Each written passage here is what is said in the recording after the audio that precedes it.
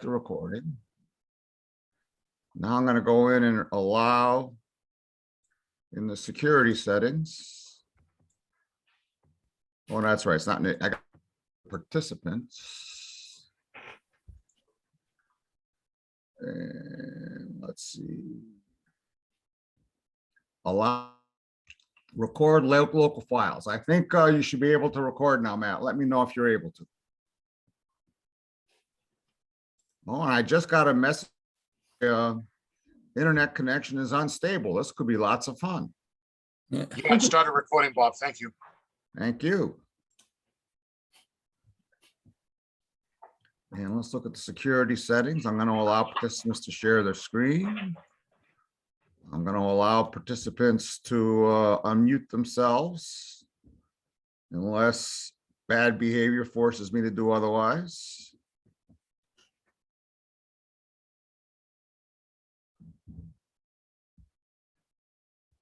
And away we go.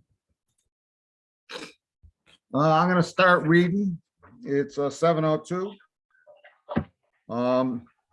In accordance with the requirements of the open meeting law, please be advised that this meeting is being audio video recorded. The agenda lists all the topics which may be discussed at the meeting and those which reasonably anticipated by the chair. Votes may be taken as a result of these discussions. Not all items listed be discussed, and other items not listed may also be brought up for discussion to the extent permitted by open meeting law. Please address all comments to the chair. This meeting of the Conservation Commission is being held by Zoom. The Zoom link number is 792-737-0353. But if you're not listening, that's not going to be any good because it's not being streamed. So if you're not already here, I don't know what good that did. Yeah. So then we have start off with a roll call vote. I'm Bob Pease. I'm the chair. Rich Birch. Present. And you Jeff can just call me Viviano. Rich, Bob. I'm sorry, what? You can just call me Rich. Okay. Jeff Viviano.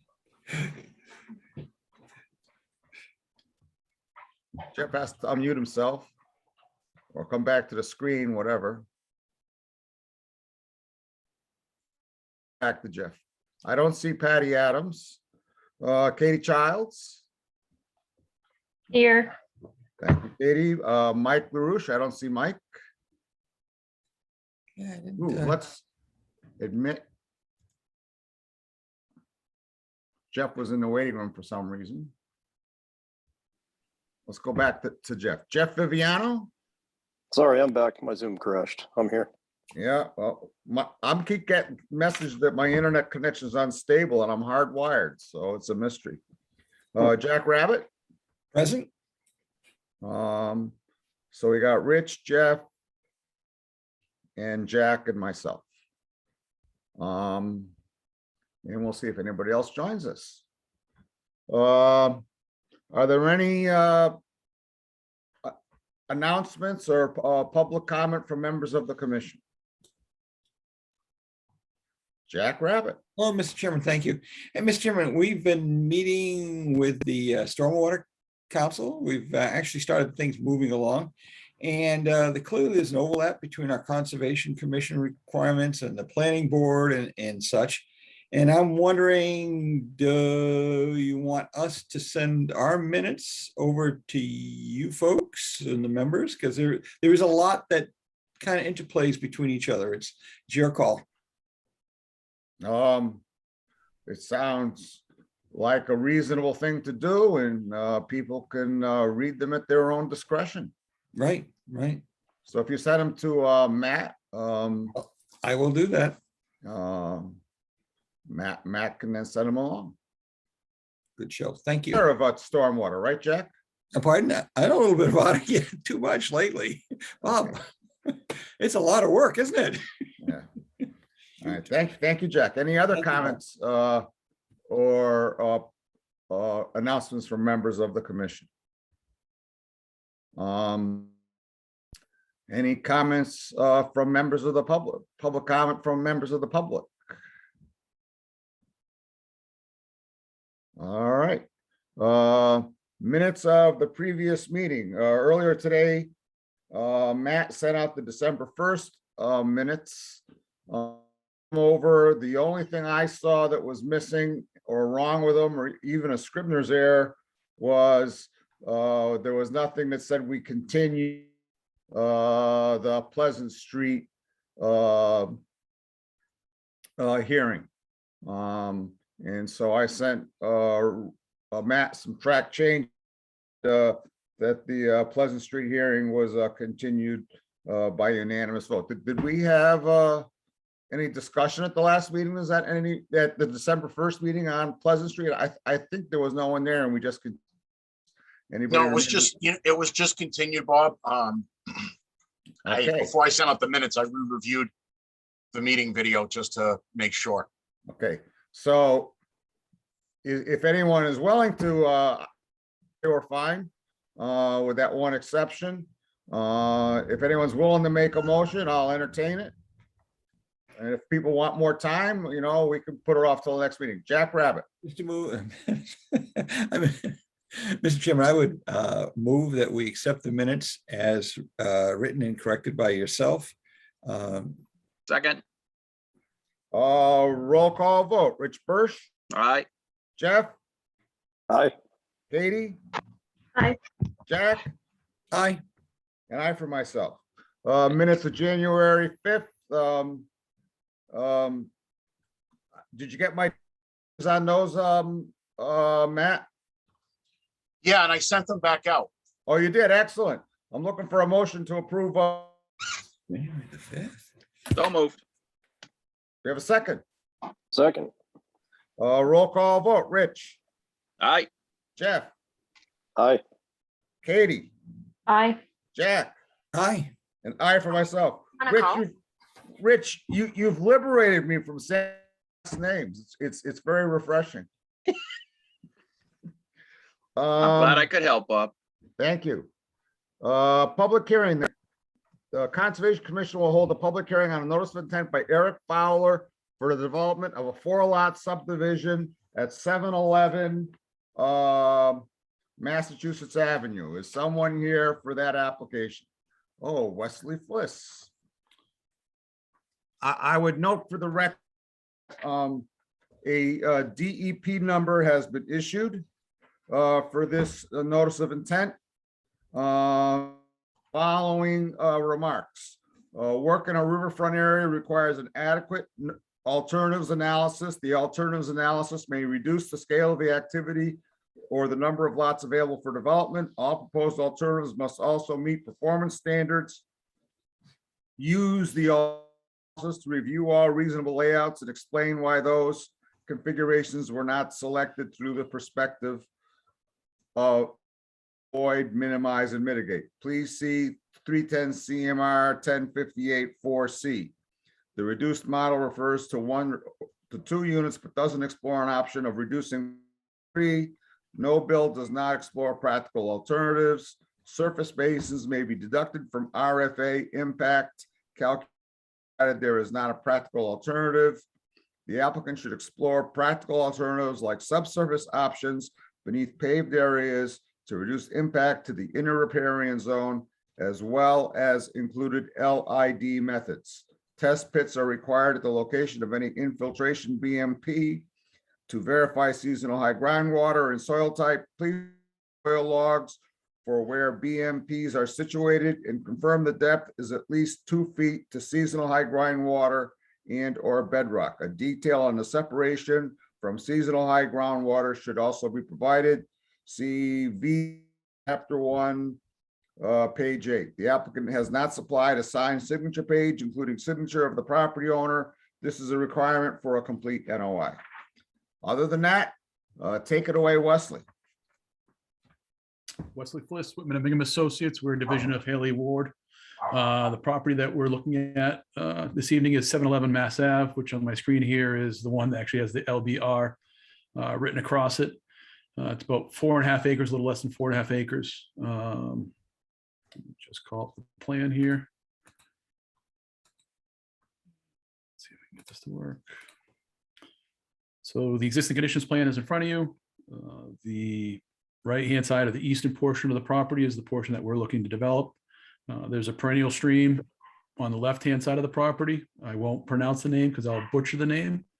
There's also associated wetlands along with that perennial stream on the left-hand side. On the plan, we show the 50-foot wetlands line, 100-foot wetlands buffer zone, 100-foot inner riparian zone, 200-foot outer riparian zone. And I believe also that these plans very busy with regards to the amount of buffer zones on there, but I know we also have the 30-foot no disturbance also. The proposal in front of you is for four buildings, 8 units total. I'm just gonna, is that too close or can you see everything? Just want to make sure you guys can see. All right, so as I said, the perennial stream is over here on the left-hand side. The associated wetlands are here. We have the 100-foot riparian zone and the 200-foot outer riparian zone. And so looking at the site, when we were looking to develop it, we were trying to keep everything obviously out of the 100-foot inner riparian zone, minimizing disturbance to the wetlands, but really what was dictating a lot of it had to do with the inner and outer riparian zones for this project. What we're doing, we're proposing to access off of Mass Ave here on the right-hand corner of the property. As part of that, we are showing some grading on the abutting property. I did provide the easement agreement with the abutter and the applicant for that grading over the abutting property. As part of the planning board process, we had to provide site distance calculations, and to get the site distance calculations to work properly, we need to do grading on the abutting property. We'll access into the property for the 4 units. We'll have access to the garages for 6 units. The back unit, we aren't able to provide an accessible garage for parking, but we do show parking also for all the units. I can go to the parking plan. This one shows better with the number of parking spaces that we're required to show by zoning. Just for a little bit of history on the project, we have gone in front of the ZBA for the use on the site, and we also have approval from the planning board also for this project. As part of the planning board process, we had a peer review done by Graves Engineering. I also provided the commission with that peer review. The peer review, like I said, was done by Graves. Their initial peer review was done in the end of June of last year. We responded back to them in July, and at the end of August, they issued a letter to the planning board stating that we have addressed all their comments. As part of the review, they looked at not only zoning requirements and site plan requirements, but they also looked at the stormwater standards along with the NEPID's requirements. And so that was some of the stuff that we had to make some revisions to the plans. One of those items that they brought up, similar to what DEP brought up, was regards to soil testing. The proposed stormwater basin located in here, the bottom of the basin is 3 feet above existing grades now. And so what the planning board agreed to allow at that time was for us to do a test location in the bottom of that basin. In the past, we had poked some holes out on this site previously, but not in the exact location of the basin. But because we're filling that area 3 feet, we were confident that we'd be able to actually meet the 4-foot offset to the groundwater. I know in the DEP comments, it talks about a 2-foot offset. If we can only meet a 2-foot offset, we have to provide a mounting study, but we're confident we can meet the 4-foot offset since we are filling 3 feet for that bottom of the basin. So groundwater would only need to be a foot deep at that location. We consider our drainage on the property to be a LID concept. We don't have. Please tell the audience what LID stands for. Low impact development. And so Thank you. when we looked at the initial drainage design, we actually didn't have any catch basins on the property. But because of the town's newer requirements to provide 90% TSS removal, which is total suspended solid removal, we did have to provide 1 catch basin in the corner of the parking lot. Initially, like I said, we were trying to have more of a gutter flow to a forebay into the basin, but to meet the newer town requirement of 90% TSS removal, we did have to propose one catch basin, kind of meeting halfway there. We were trying to get more of the water to flow overland to the basin, where we do have a swale around the back of this unit here into the forebay. And originally we actually had a swale, in here to get more of the water into that, but we had to provide a catch basin to meet that 90% TSS removal requirement. As I stated, we're looking at, and I think it shows a little better on this one because it's not as busy. We have 4 different buildings, 2 units each, 8 units total. Because of the requirements of the planning board, but also the state, we are designing this to meet the stormwater management standards. One of the items that DEP brought up was regards to if we could eliminate the subsurface drainage on the left-hand side here, and to look at possibly doing drainage underneath the parking lot. A couple things that we looked at, first of all, was the groundwater depth. When we did some poking around out here, the groundwater depth isn't super deep. And to provide the necessary offset requirements, and then also the depth over any kind of underground system, which would have to be infiltration to be able to meet the recharge requirements, we wouldn't have enough depth to meet that standard. And so that's why we chose the subsurface detention basin and forebay and swales, because we don't have the necessary offset. A couple other things that we're looking at is it would get very busy with regards to utilities, where we have water services, sewer services in this location here. And even over here, we have each unit having their own water and sewer services. So the site is busy with other utilities. We do show erosion control barriers around the limits of disturbance here, all the way around. We do also show proposed grading wise, the steepest slopes we look at about 3-to-1 slopes. We do show a riprap slope in one area here. We did have some steeper slopes along the backside of the swale. We do show a 1.5-to-1 riprap slope and a 1.5-1 riprap slope here, but the majority of the rest of the slopes are going to be 3-to-1. Everything will be what's not going to be buildings or sidewalks or parking lot or pavement will be grassed afterwards. It's not which will be disturbed. The hay bale line basically equates to the limited disturbance line. Anything outside of that will be left in its natural state. The intent obviously is to be able to meet the requirements of the Rivers Protection Act with regards to the disturbance within the Rivers Protection Zone. I can give you those figures. And so the total riverfront on the site is 168,844 square feet. The disturbance that we're proposing within the 200-foot outer riparian zone is 16,559 square feet, which is less than 10% of the total riverfront area. We don't, I know in this DEP's comments, we don't include the stormwater as part of that disturbance, because we're allowed to do disturbance within the 100-foot riparian zone for stormwater per the Rivers Protection Act. We did look at other options. As I stated, I know we went back, like I said, we've been working on this site for over a year now, going back and forth with the town zoning bylaw with regard to the ZBA and the planning board, where at one point we actually had only 2 buildings with same number of units with 2 buildings, but it's not allowed under the zoning ordinance to be able to do that. And so we had to, to be able to get the number of units to make the projects economically viable, we had to go to the 4 duplexes. So we have, like I said, the way this process has worked, you guys are kind of the third board that we need to get permits from. We do still need to work with Mass Highway on getting their approval for this, but this is one of the steps in our process here. I'm just trying to think if I've missed anything with regards to what we had in the notice of intent application. That was,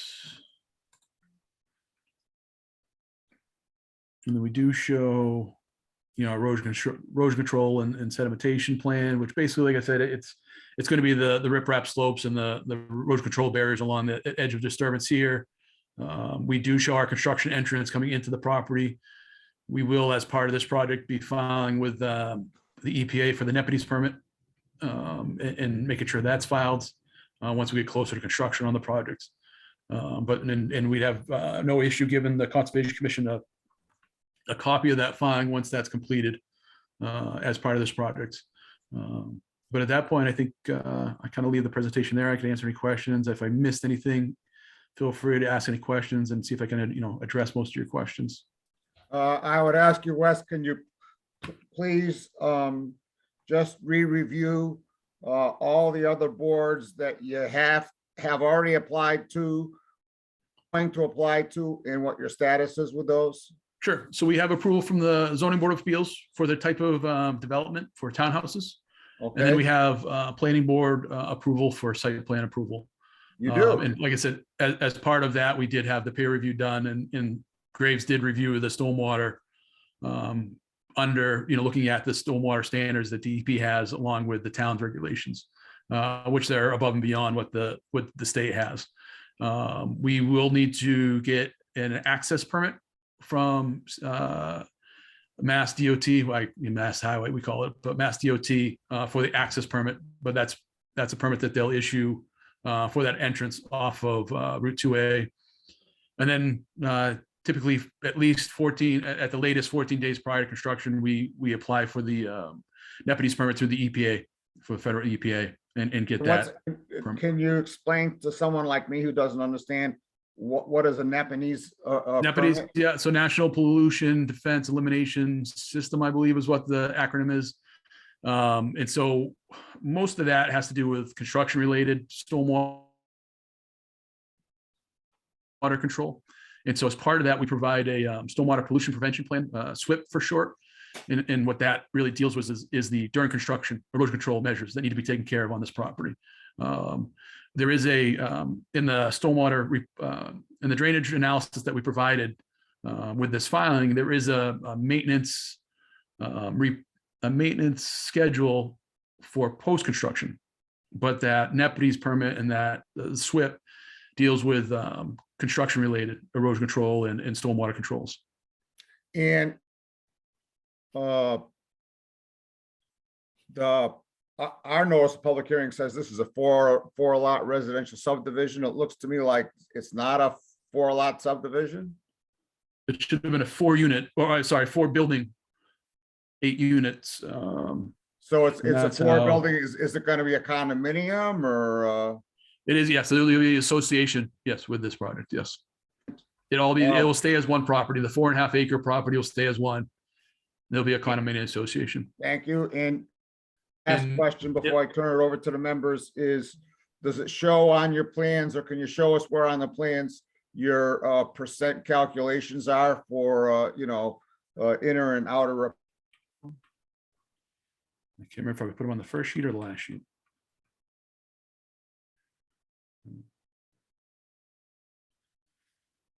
Pretty sure I put them on here.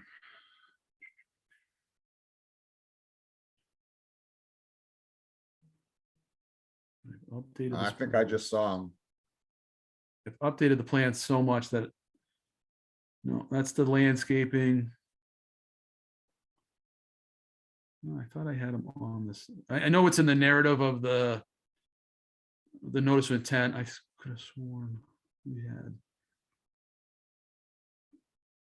Maybe I didn't include them on this plan. Maybe I didn't. Keep going. I thought I saw them flash by once. No, I thought I had put them on here before. I can't find them. I didn't put them on here. What's that, right? No, this is all drainage. Okay, And so the only part, I put them in the narrative of the notice of intent and also in the body. And then this is just parking calcs. Yeah, I thought I had put it on. For some reason, I must have left it off.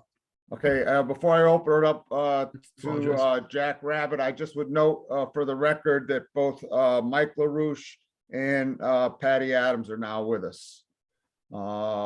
Jack Rabbit has his hand raised. Thank you, Mr. Chairman. Wesley, thank you. Hey, did I hear you correctly in that you were saying that the planning board has granted you a stormwater approval? Yes. Okay, because in our bylaws, chapter 2. Well, they granted us site plan approval, and as part of the site plan approval, they reviewed the stormwater calculations that we provided to them, and they reviewed it Yeah, let me, if I- With, so Graves Engineering had all the town regulations in hand, and a lot of the comments had to do with the actual town requirements, not the state requirements. okay, so I'm just reading the law right now, and it's the permit granting authority under this law shall be the Lunenburg Planning Board. Such permit shall be granted if the planning granting authority determines in conjunction with Conservation Commission, Department of Public Works, Board of Health, and Building Commission. They don't sign that until they've heard from us, I believe, at least if that's. Okay, and they may not have signed they might not have signed the permit then. So then we probably don't have a permit yet. It may be that if we grant it, then they will come back, but I think that they're the final authority. And I'm Okay. kind of, so perhaps we're not quite there yet, and we need to check that. Which is fine. We still have to work with Mass Highway anyways, and that's not an easy process. That's Okay. probably the longer process dealing with the state than anything. Okay, thanks, Wesley. Thank you. Any other questions, Jack? No, sir, I'll drop my hand if I can All figure right, out. other questions from commissioners?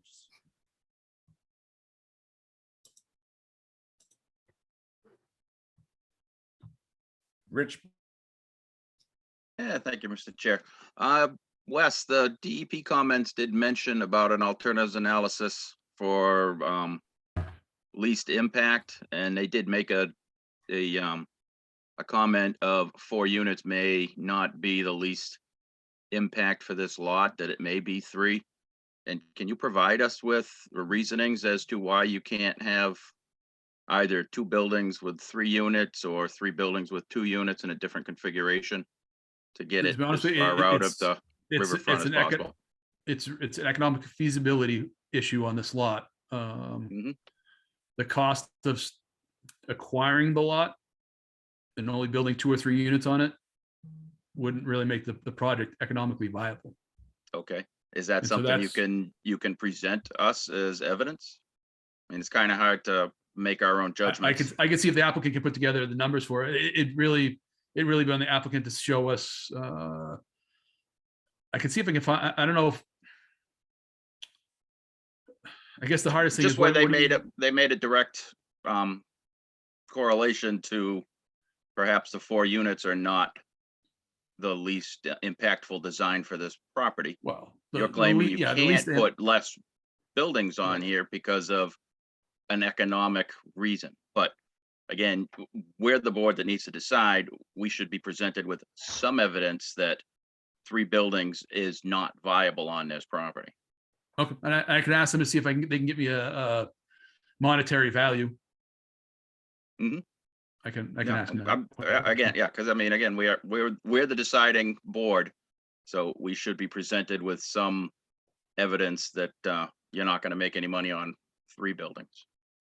I mean, Yeah. you may make less, but you kind of have to show that you're going to make none, basically. I mean, if you went to 3 buildings out of the 4, you could be eliminating a tremendous amount of groundwork there. Yeah, in that one section there, the drainage doesn't really get that much smaller though. Our parking lot, it's not going to change that drastically. Hmm. Yep, but again, So- it's savings and costs, so. Oh, but, yeah, I mean, yeah, it no, should be, and it should that's be where, presented to us. yeah, I'll ask them. And I know and I'm sure you guys are well aware, doing this long enough too, that for them to get a construction loan, they have to have a certain profitability for a project. And that's kind of why they look at numbers of units compared to site costs. So, but I'll ask them to see if they can give me that number to at least show you guys. Because it may be a matter of, and like I said, I know in other projects, it's a matter of whatever the magic percentage that they need to have for profitability to have a bank loan for a Mhm. project like this. So, Yeah. and I I'll mean, ask them what those numbers are. We and see if I can do those get a numbers. substantial amount of projects put before us that are viable with 1 house, so. I mean, you've got 8 Yeah, and I 8 think, like I said, dwellings on this property, so it. yeah, And the second question, I did not have the ability to get out on site, but looking at overheads, is any of this property currently developed, or is it basically a fallow piece of property? it looked like, I mean, I see a couple old cart roads going through. yeah, and that's all it was. And it looked like, because it was tied to the abutting piece of property. Mm-hmm. These 2 were together. And so it almost looked like they're using, I don't know if they're harvesting lumber out of there or what they did at one point, or And maybe just Yeah, I mean- access to the pond above them, but that's about it. There were no real, there were no houses. I can't remember. Before I say there were no structures, I can't remember if there was a shed on the property. Let me see if there was a. Okay. But I mean, this is a fairly substantial development of property that basically is undeveloped. I mean, when I look at the summertime version of the overheads, I mean, it's entirely vegetated. You know, you're looking at the winter version, so you're getting a lot of the trees that are defoliated. Yep. No, So it is yep. a substantial area along a critical brook, Catacomb, which is how you pronounce it. And this is the headwaters for the Catacomb Brook, Right. which does flow down into Shirley Reservoir. This is one Yep. of the main feeds for Shirley Reservoir. So it does, you know, some of the problems that they're having down there start up here. So to try to keep this as pristine of a start for the brook as possible. is Right. And I know important that to was us something as that came well. up. Right. And I know that the requirements with regards to the water protection district came up as part of the planning review process also. Mhm. And so we had to shrink down the footprints and kind of squeeze everything more to the right to make sure we met the requirement for the water protection district also. Mhm. Okay, thank you. That's all I have at this time. Comments or questions from commissioners? Mr. Chairman, quick question, if I could. Is Sure, this go not? ahead, Jack. Thank you, I'm Oh, sorry. oh, Jack, I'm sorry, I'm gonna go to Katie Childs first. Please, go ahead. I get And then we'll come back to you. No problem. Thank you, Bob. All right, so just kind of going off what Rich was last saying, we usually do require replantings of trees within the 30-foot no disturbance. I was curious how many trees are being taken down within that area for the grading. We are not doing work in the 30-foot no touch. No? We made sure we weren't in the 30-foot no disturbance zone. We made sure we didn't have any structures within the 50-foot no build zone. Okay, just want to make sure because I knew there was some grading in there, it looked like, but Nope. with the map, I So couldn't super tell. but- yeah, no, and that's let me see if I can zoom in here a little bit. So our hay bales are right along the 30-foot Okay, cool. in this location here. And the 50-foot actually falls really within our drainage for the majority of it, other than Hmm. the 50-foot is right up here. So we're still out of the 50-foot, no build zone. But yes, we Right. did make sure we took into account the no disturbance zone. We didn't want to get into the 30-foot no disturb zone. Perfect, thank you. I would just note that I did do a site visit. And I took a bunch of pictures.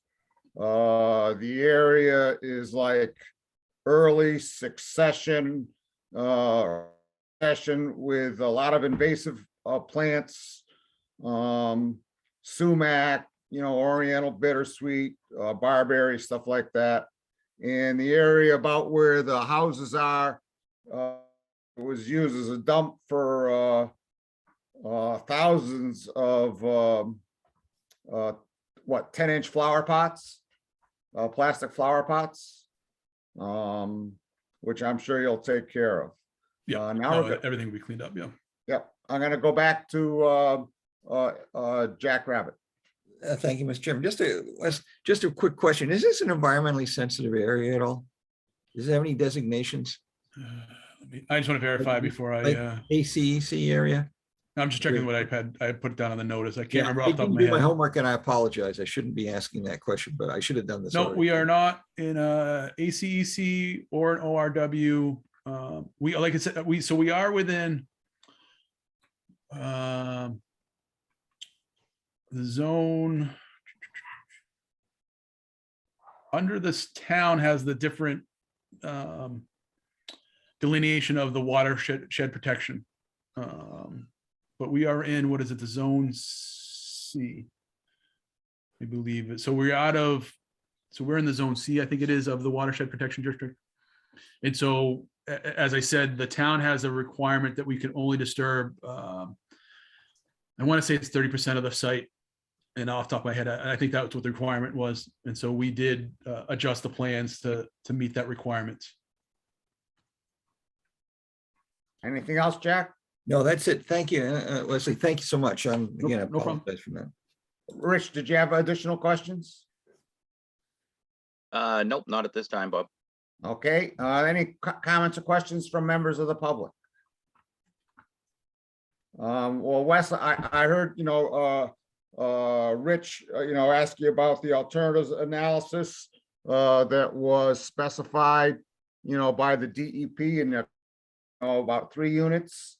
And so with your permission, I'd like to continue this to our next meeting, which is on February 2nd. Sure. Yeah, we're agreeable to that. I will talk to the clients and get you the information in regards to the profitability analysis that they did. Before we can, before we take that motion, is there anything else we're looking for from Wesley before he comes back, so that he's clear on what our expectations?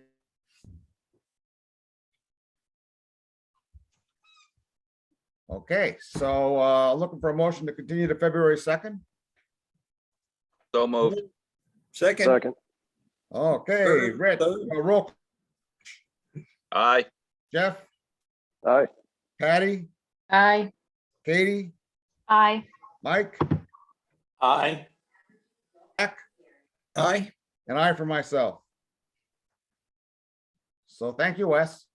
Thank you. Have a nice night. So before we go on, I have to ask Mike LaRouche, where are you? I am back home, Okay, good. and I apologize for being late. Never a problem. But he's got his hat on. Continued public hearings. The Conservation Commission will hold a public hearing by Paul Goslin for the relocation of existing drain line on 21 Brookview Terrace. Is anyone here for Paul Goslin? I believe he would needed a DEP number and I didn't see it. I didn't even see that they his application in the list of things on the NOI website. You have any comments on this, Matt? Not at the moment, no. Oh, I'm looking for a motion to continue until February 2nd. So moved. Second. Roll call, Rich, Aye. Did I get in there? Aye. yes, Aye, you aye, did, aye, aye, aye. absolutely. Jeff, Aye.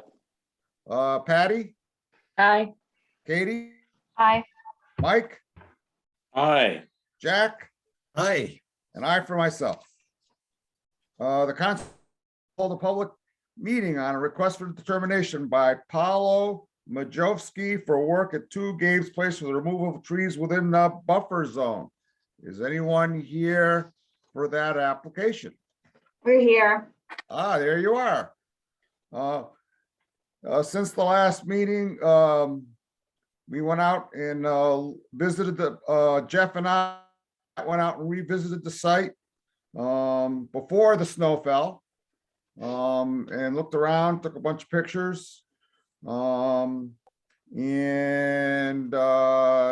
Jeff, did you have a chance to work with the applicant at all? No, I wasn't approached about working with the Oh, I applicant. thought you had said you were going to, never mind. I thought I was confused. No, I'd offered to Matt to kind of Okay, offer it up if they, but okay, I'll definitely, I'll help them out if they need some advice on okay. drawing up some plans for us, but So,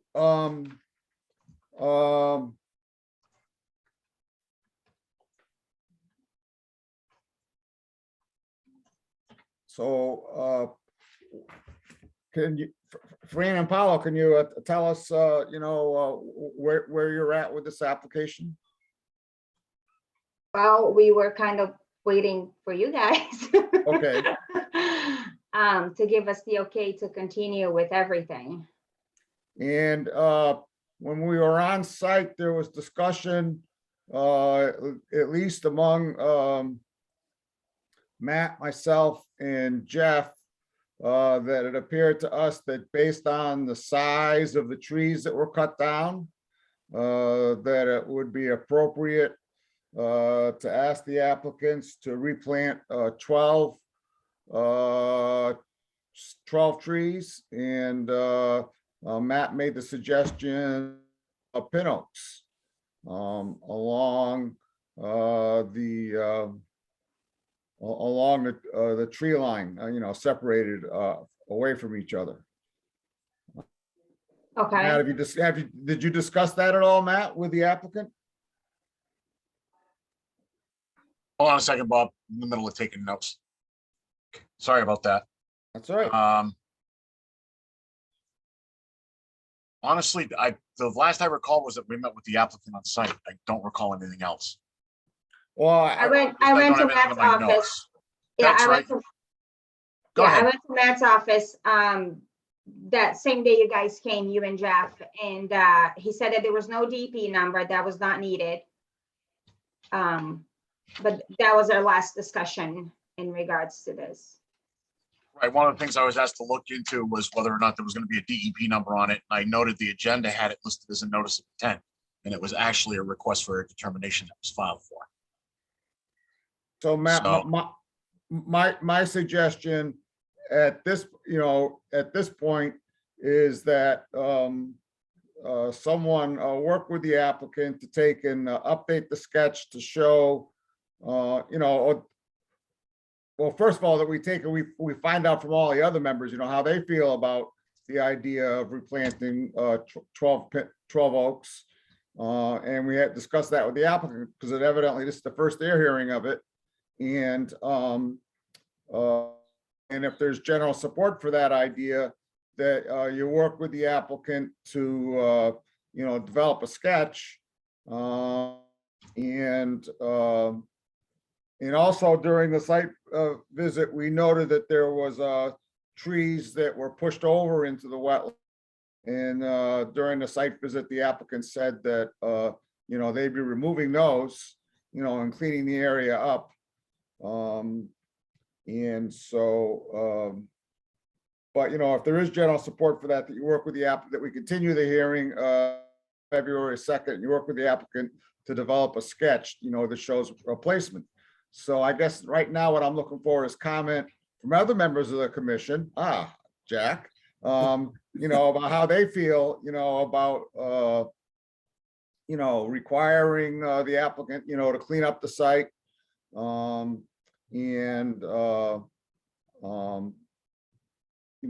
Requiring them to, plant 12 pin oak and so on and so forth.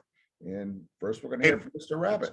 Excuse me, Bob. Wait, go ahead, Matt. Let Matt. When Jack is done, can you enable me to share screen so I could pull up the ortho photo of the site?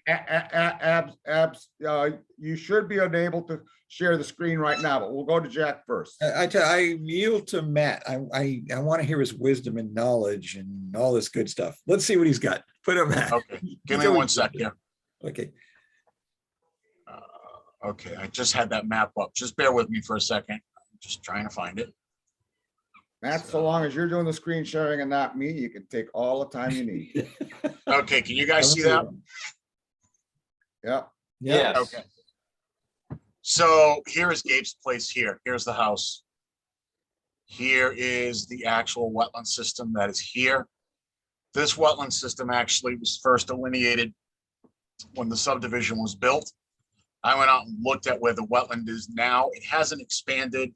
It's pretty much kind of one of those meandering streams with some, wetlands bordering alongside it.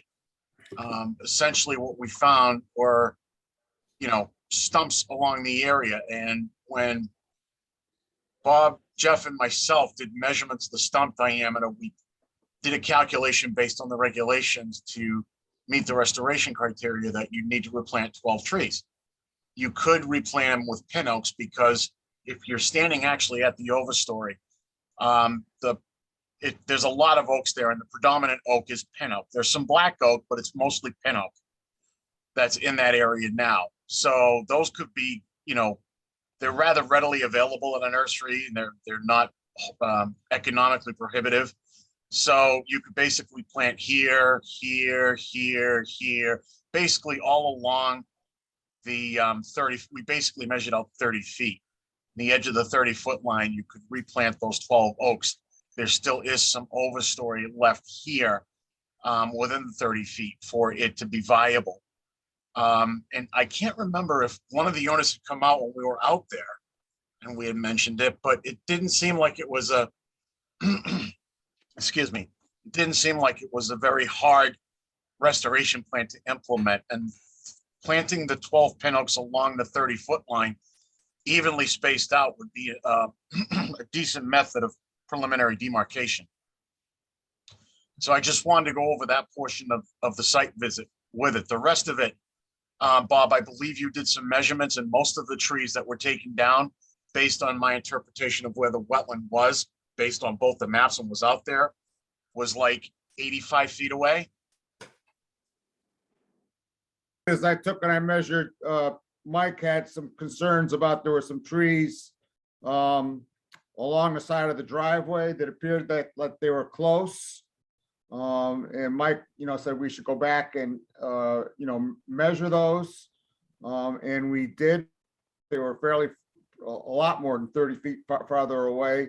And, when Jeff and I looked, I had my 300-foot tape measure, and we measured, we found 6 stones, ranging in size anywhere from within 30 feet, ranging in size anywhere from like 6 inches up to, what would you say, Jeff, 2 feet? Yeah, there were a couple that were over 2 feet, yeah. So, Right.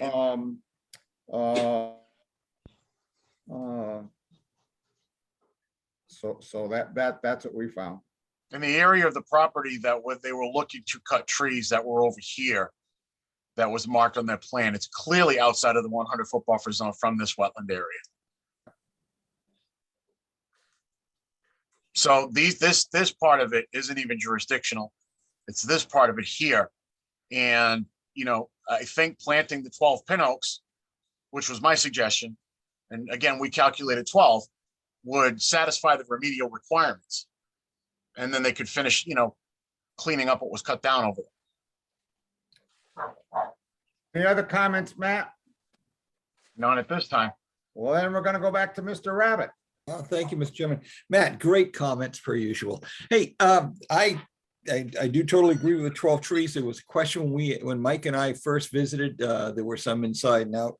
But I think that what we're seeing here is somewhat typical of people that move into a new piece of property, don't understand our laws, and there's no real reference point with regard to that 30-foot demarcation. And I happen to like Jeff Viviano's suggestion, and I believe it was for this piece of property, that the trees are great, but the trees might come down. If you have those, what do you call them, tombstones, Jeff? What those stone markers that you use? Yeah, they're granite property markers. Yeah. Granite property markers.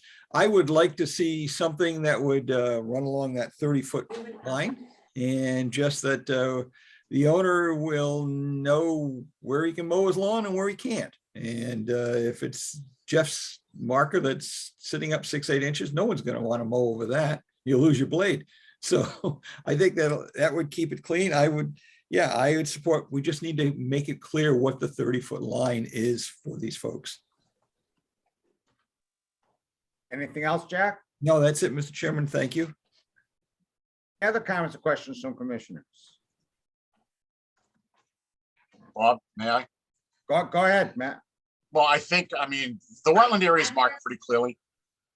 The wetland area is marked pretty clearly on the site. So Fran, if you just permit me to finish, if I got your name wrong, I apologize.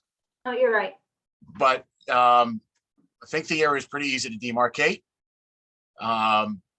I think if we do the demarcation requirement and the planting of the 12, you can just do 12 oak saplings. We could do a recommended minimum size. And this area that's already been, cleaned out, it basically leaves them that. This area over here is out of the buffer zone. This area over here is out of the 50 feet that's been cut.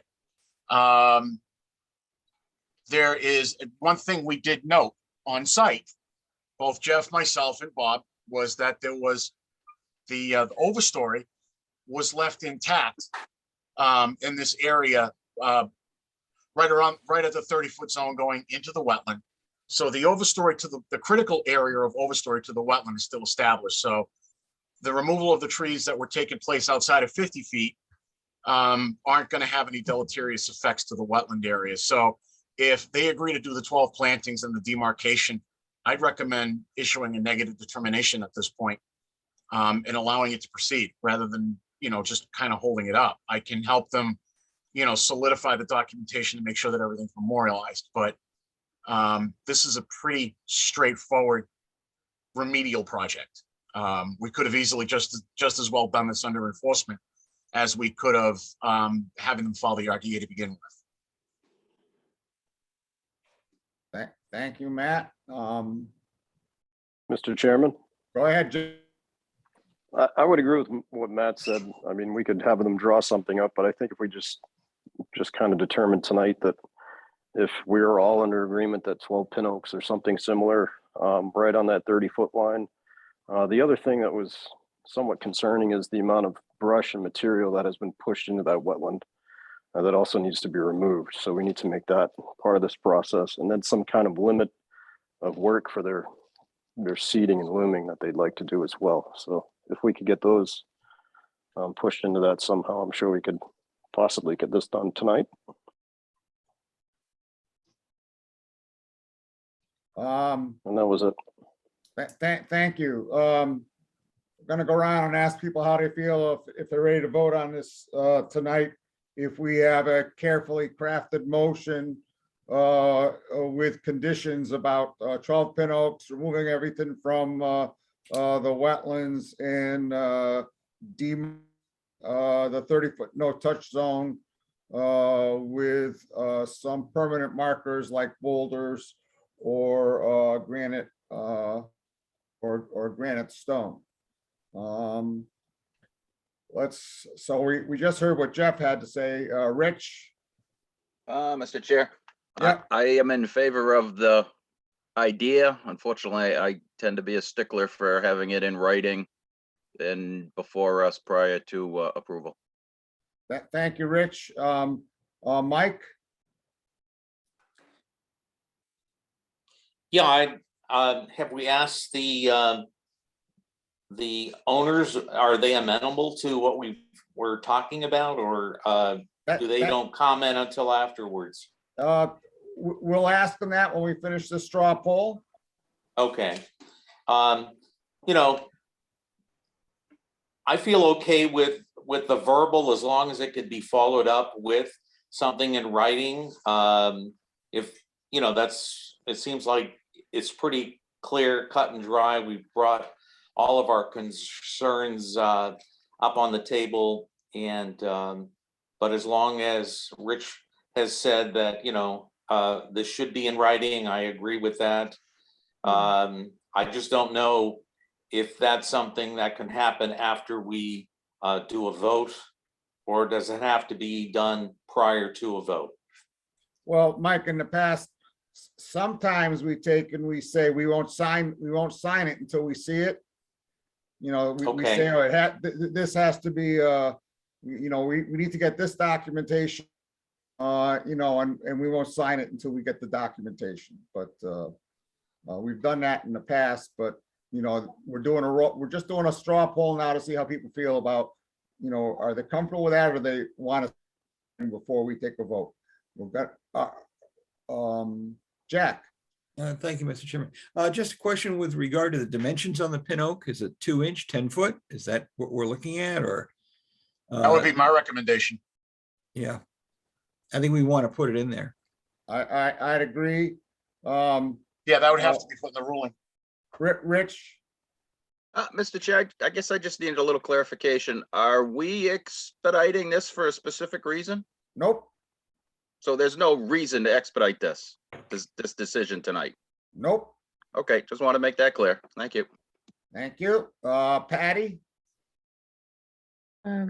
I would think that it would be best to put it in writing, just so that you can see that everybody's on the same page and they're understanding what everyone's talking about tonight, and that everyone, their perception is the same as what the recommendations are. And let's see, did I ask everyone? You didn't ask me, Bob. Katie, Katie. My Katie. goodness. Sorry, Katie. Um, That's what I get I for mean- not working with my list. I mean, at this point, I don't think it'll hurt to have it in writing, just because it's not like you can really plant stuff right now. Ground's frozen, there's snow. So we might as well just get it on the plan and do it for the next meeting. I'm looking for a motion to continue this until February 2nd. Excuse me, Bob. Oh, wait, before we do that, let's talk to the applicant. Okay, thank you. Sorry. Yeah, so I have a few questions. Absolutely. So first is a comment. We are okay with replanting those 12 trees. That's completely fine. We're okay with cleaning, everything out back there. My question is, do we have permission to cut the trees that are still marked? The one on the back, kind of back to the, let's see, back side of the house, and the ones by the driveway. They were marked when everyone came here. Well, So we're talking about over here.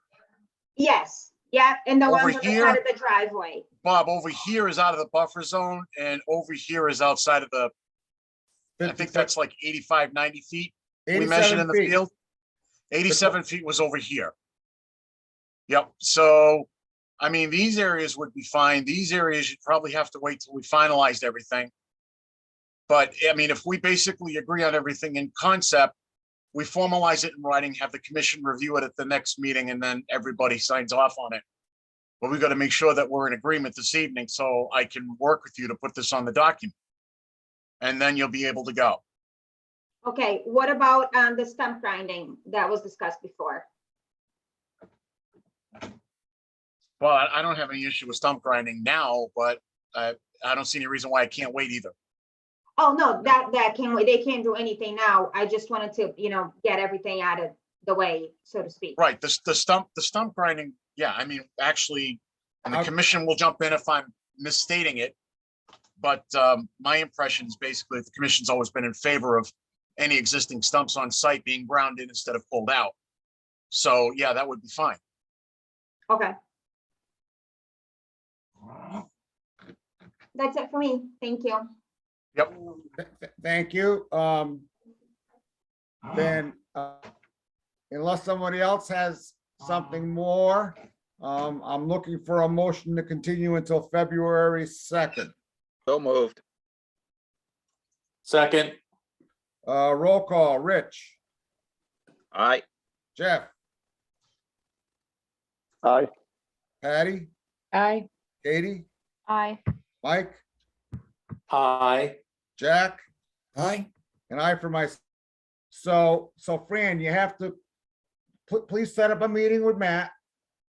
And you have to come up with him, that shows where the these trees be planted. What additional trees you're gonna take down that are within our jurisdiction.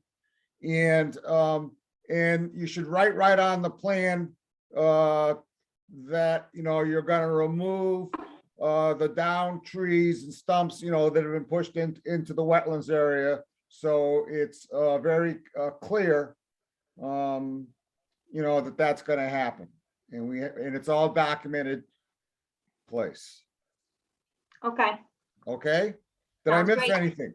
Did any commissioners, and they have to, yeah, and work with Matt on a method for marking where the 30-foot no disturbance zone begins. He can discuss alternatives with you. Yeah, Fran, if you could send me an email tomorrow, we could make a time next week where I could come down.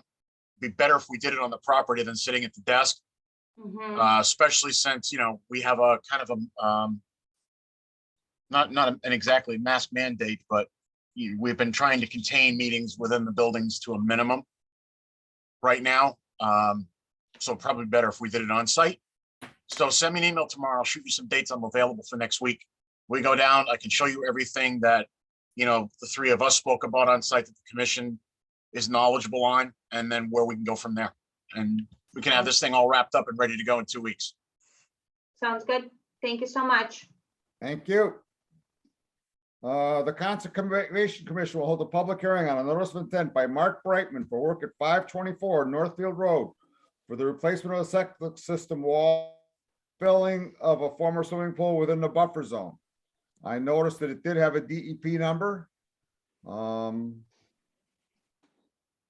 Is there anybody here for this application?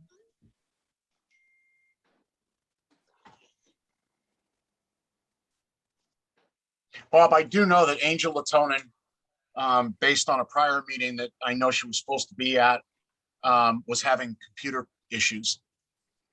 So I don't know how you guys want to approach this. I think the only issue that we were waiting for was the DEP number. I agree with that. I don't know if members are comfortable acting on this, application, absent the In fact, my review of the video today, just to before I resent those minutes out, my review of the video was that she actually wanted to continue to today because of the issue of whether or not we're going to have quorum on the 15th of December. And the only item I believe we were waiting for was the DEP number based on my review of the video. Yeah. So it's up to you guys, whatever you want to do. Does someone want to make a motion or a comment? One or the other. Yes. Jack Rabbit. Thank you, Mr. Chairman. Were there any conditions associated with that we were to include? You guys never made any motions. Yeah. You just asked questions. Right. She answered the questions. What you went over were logistical concerns. Actually, I believe it was Jeff that had examined different placements of the septic system and why it wasn't going where the existing pool was. And part of the reason for that, according to Angel, was that the pool was there, so they couldn't do any perk testing under it. However, she did do perk testing around and behind in the backyard, and it wasn't feasible because where they could perk was too close to the foundation wall.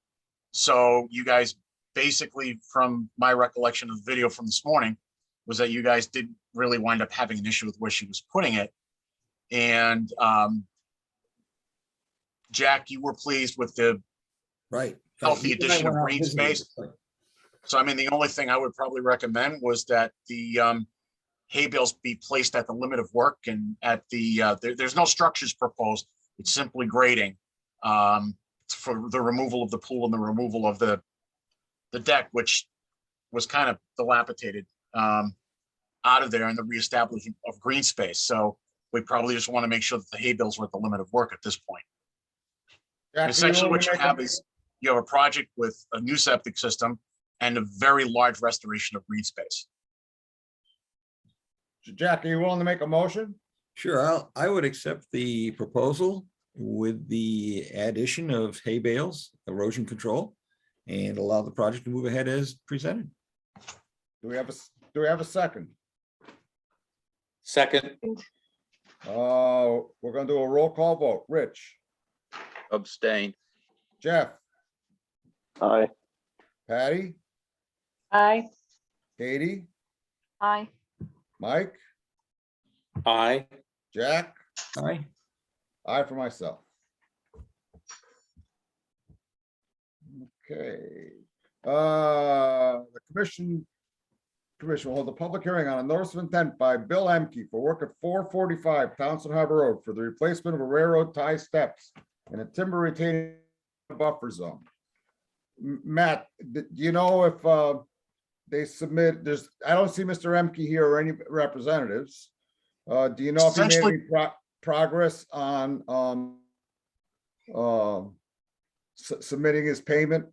So the last I heard from DEP was that they couldn't locate a check, so he issued a new one. So we're just waiting on that. That's all. Okay.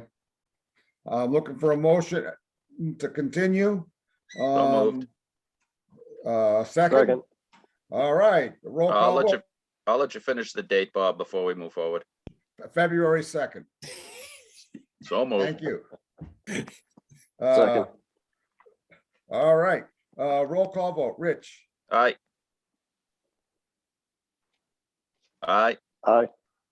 Patty, Aye. Katie, Aye. Mike, Aye. Jack? Aye.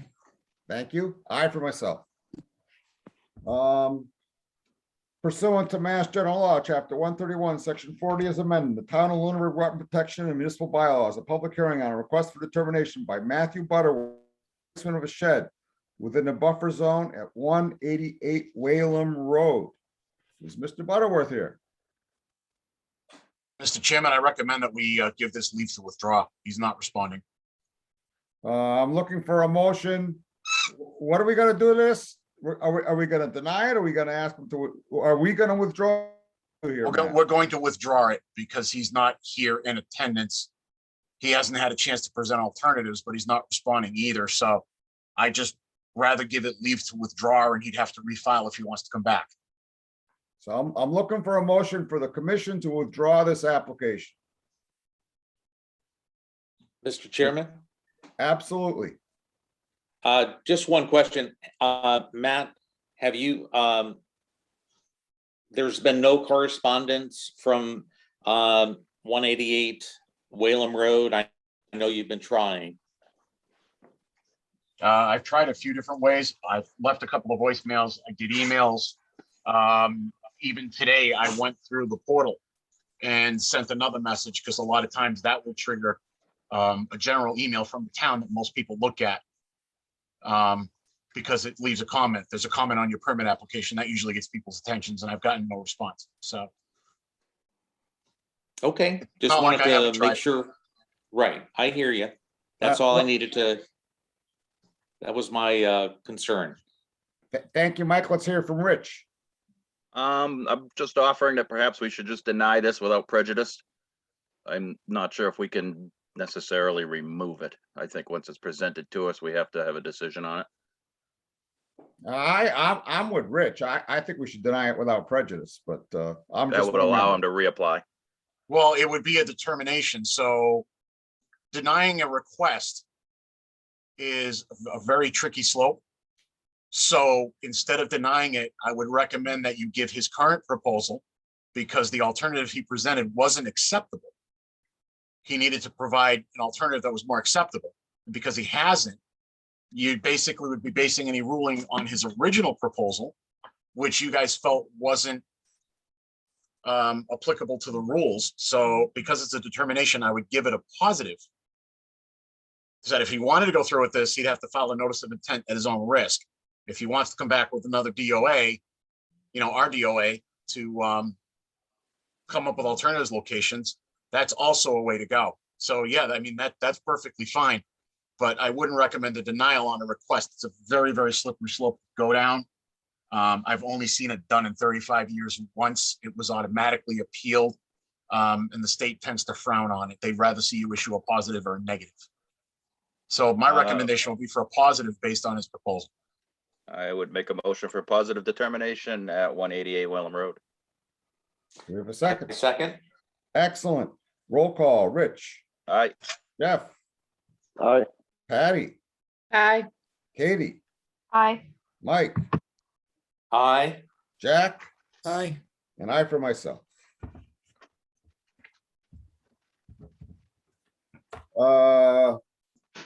Have we already continued this till February 2nd, or do we have to make the motion, Matt? You guys already continued it to Okay, February 2nd. I just leave it on the agenda thank you. to keep it in focus. Hey, Matt, it wasn't on the Google file. Wasn't in the 123 Chase wasn't up there, and we couldn't see it anyway. 123 Chase. Was it 123? Yeah, the one that's continued to February 2nd. Right. Yeah, right. So we couldn't do anything with it? that's because he's redoing the plans, and I'm waiting for the new plans to come in. That's why he wanted to continue to February 2nd. He wanted to give himself time because he was redoing the plans in its entirety. So I don't have any new drafts yet. So if I don't get anything by next week, he's probably going to have to continue to the 16th. Okay. Anything else on that? Before we move on to new business? Do we have, Mr. Chairman, do we have to vote on this because it's showing up on the agenda? No, because it's already been continued to February 2nd Okay, at a prior meeting. okay, It's there for our information, track of it. okay. I sent you earlier today, the timber sale prospectus for Hawes and Reno. I'm recommending, that we, approve these prospectus, with some edits. On the Hawes prospectus, I asked, Gary to take and continue the skid trails across areas, so that at the end of the project, there'd be a continuous loop trail across left at the end of the project across both cutting areas. And Excuse me, Bob. yes, I just wanted to let you know, if you look at the cloud, there's a file that says Bob's file. okay, It's the stuff you emailed out earlier, just good. before the meeting. I clouded them for if you wanted to pull them up. And I think the prospectus, the red line ones are in there. Well, the ones you. good. Well, let me see if I can find it then. Bob's file. Yeah, I figured I did it on the fly, Jack. It was just easier to do that than just separate them out. Good. I like that. I'm sorry. Oh, it sits on the main. It's not in the meeting file. Okay. No, it is in the meeting file too. I put it in the meeting file as well. Yeah, it's labeled documents from BP. Oh, okay, Thanks, Jeff. There you go. there you go. No problem. And so we have first, let's call up the Hawes. I'll share this. Let's see. I figure out how to do this. Share screen. I'm recommending that we take on the cut map that the skid trail be extended all the way across this cutting area, and the skid trail be extended all the way across this cutting area, and that Gary specify that, you know, the entire be left clear to create a trail, so that at the end of the process, we'll actually have a loop trail on the Hawes, on the, you know, on the Hawes area. Let's have discussion on that. Anybody have further discussion on that? Oh, great idea, Bob. Okay, and then on the other one, let's see.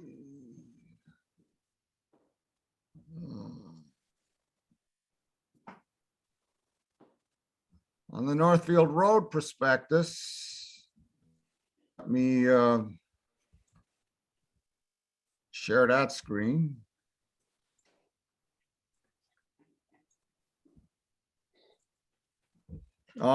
He referenced a different document. He said, "Oh, I didn't plan to figure out which trail should be left." And I thought that presented the opportunity for miscommunication. And so I asked him, you know, to take and delineate, you know, the skid trail to be left as a loop trail in a different color, you know, and put it on the, you know, and put it on the legend like, and he had no problem with that. The other thing that I'm recommending is that we're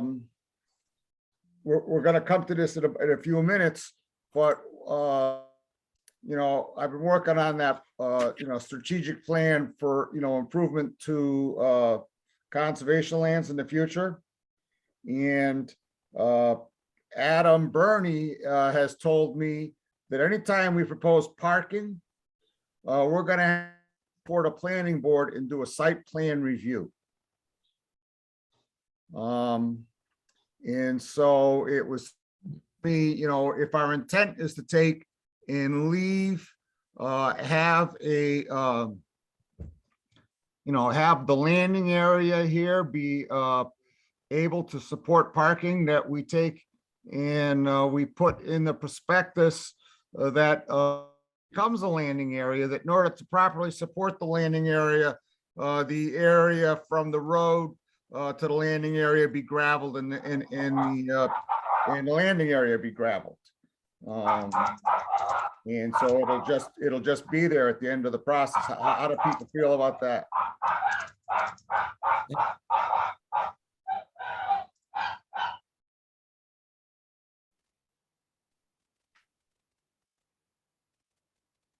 I think there's a lot of envying.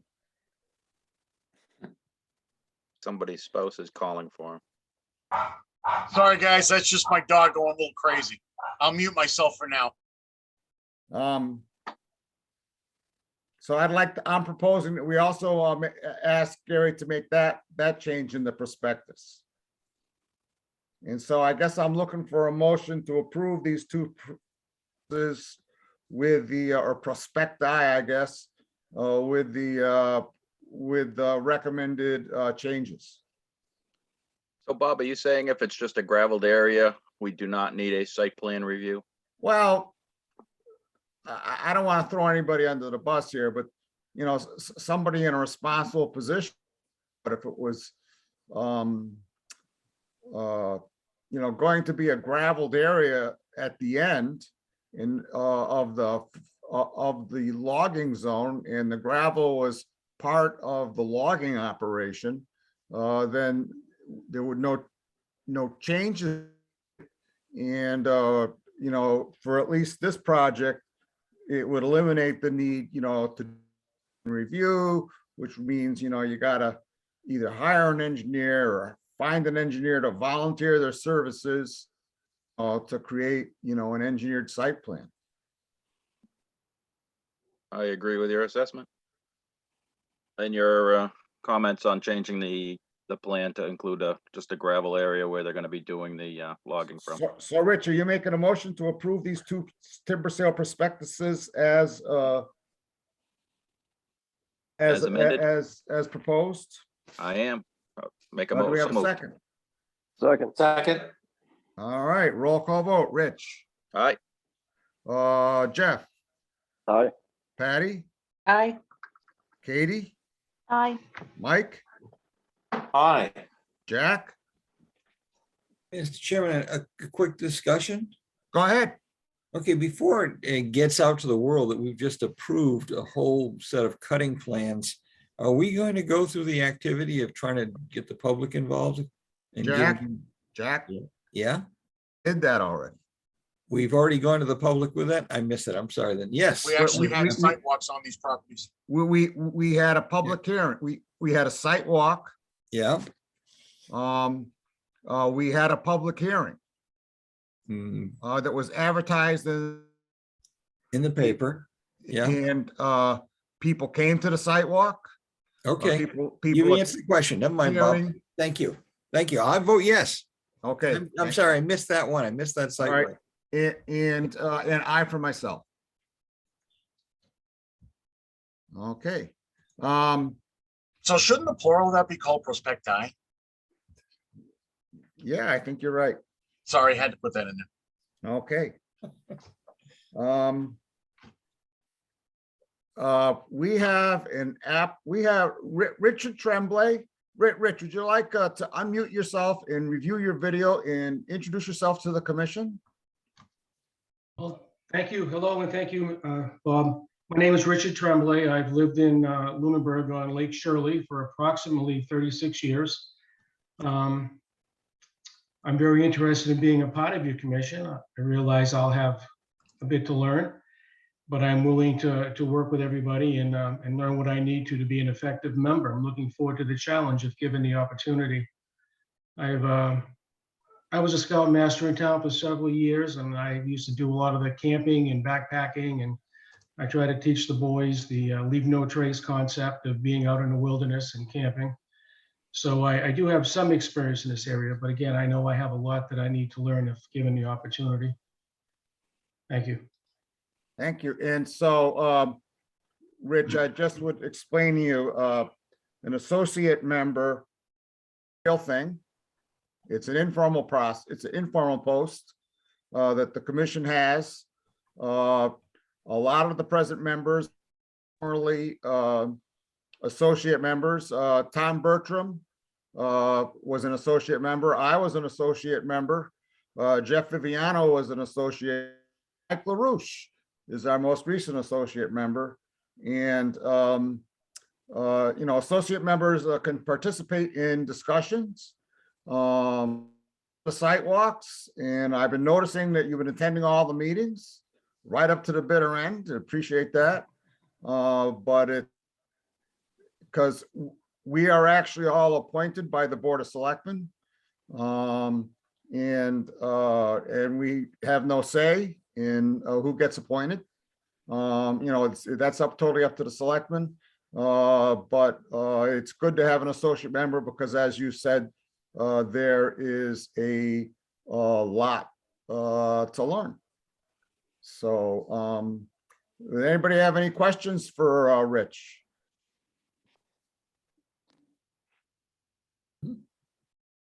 I just wanted to say one thing. As an associate member, former associate member for 7 months, I felt as if I learned a lot and it was a great experience to listen. I didn't speak much, as I've been sometimes told during that period, but I felt I needed to hear a lot of things and learn. And I found that part of my apprenticeship valuable. So I wish you well, Richard, and I wish you similar experiences. Thank you. And I just wanted to add really quick, Mr. Tremblay, even though the Board of Selectmen, they have the total say over who gets appointed, one thing they do take into consideration, like one of the things that, drew them to Mike almost immediately was the fact that he put his time in. He showed up at the meetings, he came to the site inspections. We'd ask him for his opinion. If there was something he felt he wanted to say, he'd say it. He was always included, just like you would be. So if the commission does ratify you as an associate member this evening, the first thing that will happen that you should watch out for is you will be set up with a local email box. All the communications between the commissions go to that. So you need to watch that for agendas, notice for site walks for the commission, things like that. So if you're available to go to those, great. But, that's where all the communications are going to go to. So I just wanted to, make you aware of that as well. Thank you. I wanted to ask Rich his for his advice on process here. Rich, I don't think we've ever actually appointed an associate. I think the chair just put them on, but I'm looking for your suggestion on how we should proceed here. Yeah, just invite him on, Bob. It's not a commission decision or a commission action. It's just an informal invitation. So, Rich, I'm as chair, I'm formally inviting you to become an associate member. We'll add you to the letterhead. You'll get if you see Matt, he'll get you a hat and a vest. And Oh, Katie's still waiting for her? Right after I get Katie. Yeah. All right. And you'll get a town email address. And you should at all times when doing commission business, because you never know when we're going to get a subpoena. Mr. I Chairman? need my hat and vest too. And you don't want them rummaging through your private email. Looks like I got some shopping to do. Yeah, right. I think you Matt? do. Mr. Chairman? Yes, sir. Well, thank you. From a quasi-legal perspective, we're all employees of the town and we're protected via lawsuit via the town umbrella, right? Because we are officially employees. We've been sworn in. And the only concern I would have is that, yeah, I'd like the idea of bringing Rich on, but as soon as you start putting him into legal documents, he's liable to see a potential for getting involved in a lawsuit. And there's no coverage for Rich or anybody who have not gone through that process. So perhaps before we do that, we check with Adam to make sure these folks are covered, under this, under our town umbrella. And so Actually, that- if I could interject on that one, please. Go ahead. Yeah, Matt, go ahead. Okay, so an associate member doesn't vote, doesn't have any like authority equivalent to the Conservation Commission. All decisions and actions are voted on by voting members. Mhm. The associate is a non-voting member. The associate has no liability because they're not formally appointed by the Board of Selectmen. They are a volunteer with the Conservation Commission. The only thing that would apply, as Bob stated, was that their emails could be searched through, but not on a legal liability sense for them, but on somebody in a lawsuit doing a hunt. They search all the email boxes, which is why we do the local. But as far as any legal liability goes, there really is none because he's not a participating member. If anything, he still has legal protection under the SLAPP statute as a public participant. In And- other words, public participants can't be sued. And Okay. I have an appointment with Adam Costa on Monday, and I'll be confirming that, Matt, what Matt just said, when I see him on Monday. Thank you, Bob. And Mr. Chairman, Go ahead, Jeff. yeah, there's an open meeting law class that you have to take online to get certified. So maybe they usually do it when you're voted on as a member, but I don't see any reason why you couldn't do that. I guess preliminarily, just to get that box kind of checked off to cover if that's maybe an option. Good, I good, guess. good point. Thank you, Jeff.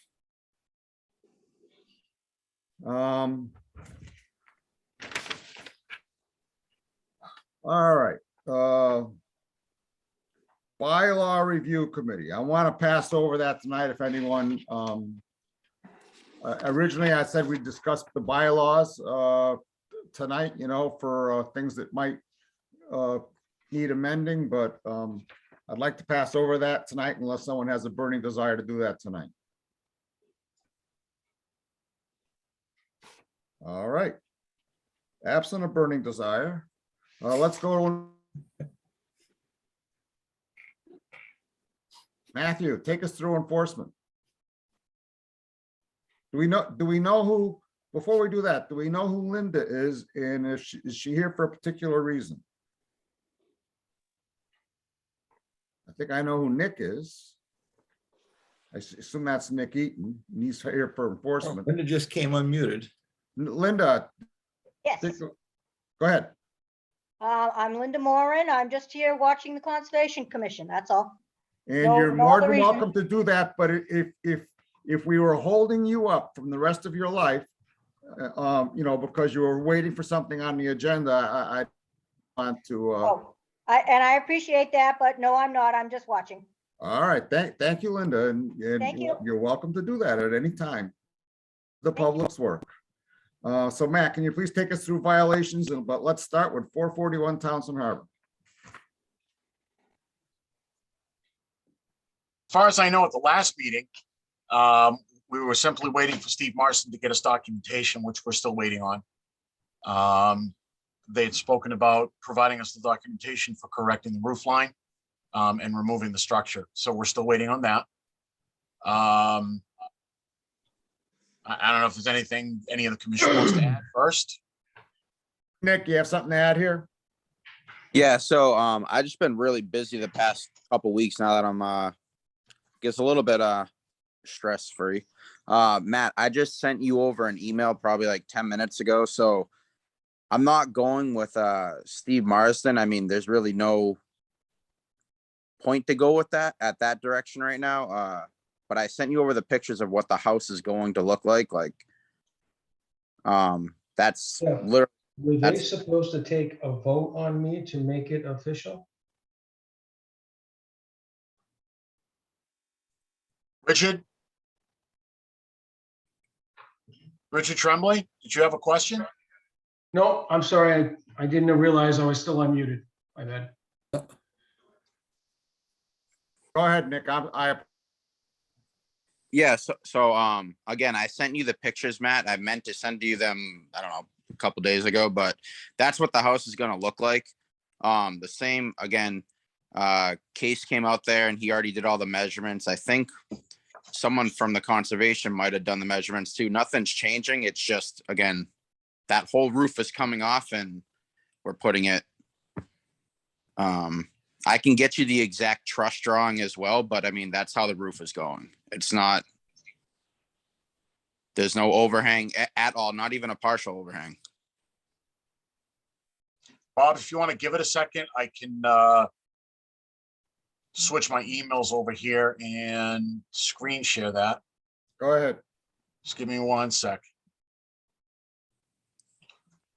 Now's the time my computer decides it wants to start acting up. Just give me 1 second.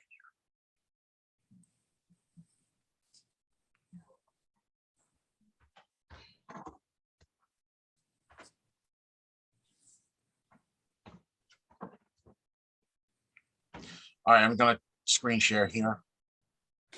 Okay, this is what Nick sent me.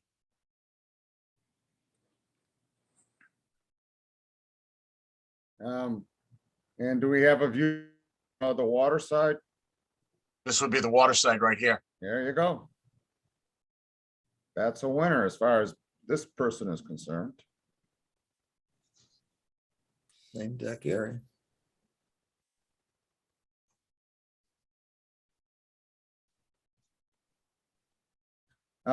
Comments and questions from commissioners?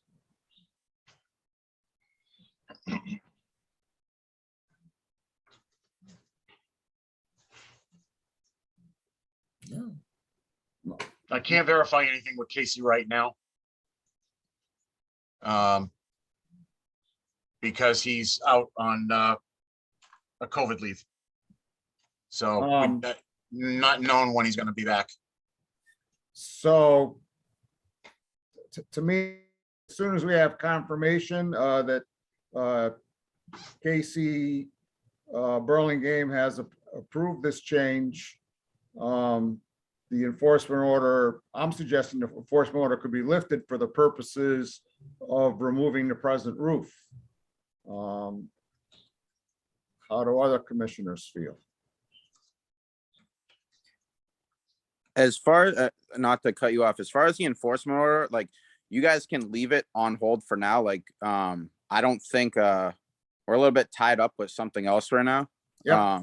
So we're really, I mean, it's not like tomorrow we're gonna rip the roof down. We have to order the new truss as it is. And I can provide. So Nick, then we're just gonna leave it and Yeah. keep it on our agenda. And when you've had a chance to meet with Casey, you know, and you have some documentation to show us, you know, come back to another meeting. And we'll take it up then and take some action, okay? Yep. Now, if you guys look at the front of the house, I gave two different pictures. There's one with like a little overhang that kind of goes over like the front door. So say if like you order pizza or whatever, the kid's not standing outside getting drenched. Overhang in the front is not, as far as this one particular member is concerned, that would not be a conservation issue. Okay. And I think that probably if you ask everyone, they would, Rich Birch. I might suggest, as we're moving forward, that any changes that Nick does come up with for his final, just be submitted as a packet for a field change to the application that's been approved. I think that's an excellent suggestion. Thank you. Any other comments or questions from commissioners? So Nick, we're not going to take any action tonight. You know, as Rich just suggested, when you come to an agreement with Casey about what the house is going to look like, we'll put you on the agenda at the beginning of the meeting. Feature that at the beginning of the as a field change, to your application. Yeah, that sounds good. And at the same time, we lifting we would be voting on, enforcement orders. So, okay. All right. Thank you, Mr. Nick. Chairman. Go ahead, Jeff. Yeah, did the applicant have any interest in did he mention he was gonna cut maybe another tree down over by his shed? Or maybe do something with that retaining wall that he has? Is he gonna replace that? I know we That's talked it. about it, but Those are all excellent suggestions that I would urge be part of the request for field change, Nick. yeah, so if he adds anything that he wants to get done, You know, if you In want addition to to cut removing the down that roof and- tree over by the fence, you know, or if you want to do something with the wall along the water, you know, include that in the request for, and we'll take it under and we'll discuss it. Okay. Okay? Yep. Any other comments? This is great. Any other comments or suggestions from members of the commission? Thank you, Nick. Matt, can you take us through the rest of these enforcement orders? Okay, so, 2 Gabe's Place, I mean, obviously, we're gonna be closing that out with the, RDA at the next meeting. 615 Townsend Street, I still have to wait for Casey to return. He's been out for an extended period. So, I mean, he was back for a little while and then he went back out again. Currently as a family member with COVID, so he can't come in. And we're not sure that he actually has come down with it yet. So this is like an indefinite right now. So as soon as he returns, I can get him up on the site once he's free to return and close out the issue of the earth removal permit. Leominster Road, the illegal dumping, there's a notice of intent that's been filed that will be on for our next meeting. Yeah, 48 I saw that on the, that one showed up on the state's website, but it didn't have a number yet. No. 48 Oak Ridge Road, conferring with town council on that with you on Monday, Bob. Yep. 205 Arbor Street, that one, the enforcement order, recommend that the commission vote that be lifted. Reason being is my talks with DEP, I talked to Judy Schmidt about it the other day. The area does meet the requirements of agricultural exemption. And because he's keeping any stockpiling greater than 100 feet from the wetland, he's okay, and regardless of any other resource areas. So let's take that off the agenda for the future. Let's see, 23 Cove Road. I'm trying to finalize a site visit with the property owner for next week. 190 Peninsula. We were supposed to hear back from the Submergence regarding the planting plan. So I'm going to send them another letter saying, hey, where are you? Yeah. And hopefully we'll have a response for the next meeting. And Gabe's Place I already touched on, so that's it. Any comments or questions from members of the commission about enforcement orders?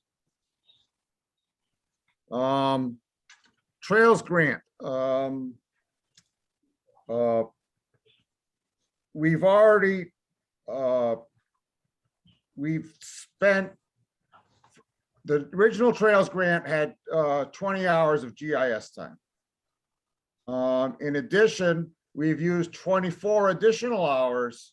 Actually, we've used 27 additional hours of GIS time at Massachusetts Regional Trails Commission beyond the original 20 hours. But luckily, for the last 3 years, the planning commission has released the town gets 8 hours of free GIS time at Massachusetts MRPC every year. And they did it the last 2 years, and at their last meeting, they released it for this year, for 2020. So we have a remaining balance of 3 GIS hours, which comes to, or maybe it's 4 GIS hours, $390 and change. And I'm asking for authorization of $1,000 purchase order to the Massachusetts MRPC for grant-related GIS work to be funded, timber rights fund.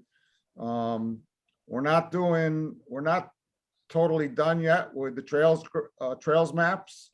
And at the end of the project, I'd like them to create a trails layer to be included in the assessor's website, so that when you go on the assessor's website, the trails will show up. You know, and you can open with where the wetlands are and where the property lines are and all that other good stuff. Are there any, I placed an order, an initial order for signs. I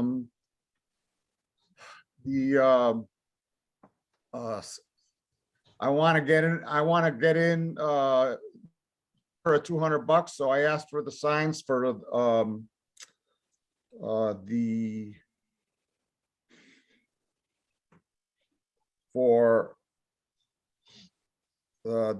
conservation area for Laurel Bank. I was having a senior moment, the name of Laurel Bank on Pleasant Street. So for another one of the small, and also for Clark's Hill. So I placed an order for signs for those two things, the "You Are Here" trail map signs, because I want to get it in a batch and see, do they meet our needs before placing a wholesale order. But the bottom line is right now I'm looking a motion to approve $1,000 purchase order for grant-related GIS work. So moved. Second. Roll call vote. Rich, I didn't hear my name, but aye. Jeff, I'm sorry. Patty, Aye. Katie, Aye. Mike, Aye. Jack, Aye. and I for myself. Certificate of Compliance, 139 Northfield Road, Mass DEP, number 208-1094. Tell us about this. Okay, Bob, if I could be permitted to share the screen again. Go right ahead. Okay, so this is the house in the corner of Northfield Road and Oak Ave that we approved under a previous notice of intent in order of conditions for an isolated wetland, which is shown over here on the side. What you see here is the original, excuse me, the original plan that was approved. And what is shown here, which is also on the cloud, is the plan marked stamped as built. You can see by comparison, the plan is compliant with its order of conditions, and I'm recommending the certificate of compliance be issued. I drive by that site at least twice a day. I'm looking for a motion to approve the certificate of compliance. So moved. Second. Roll call vote. Rich, A quick question. Matt, Go I ahead. believe they had a violation, didn't they, on this property for the sewer line? no, we gave them permission for the sewer line. Okay, that was part of the, okay, I vote aye. Jeff, Aye. Patty, Aye. Katie, Aye. Mike, Aye. Aye. and I for myself. I remember the discussion well, Rich, about the sewer line, because I don't remember why I remember it, but because Carl was very interested at the time.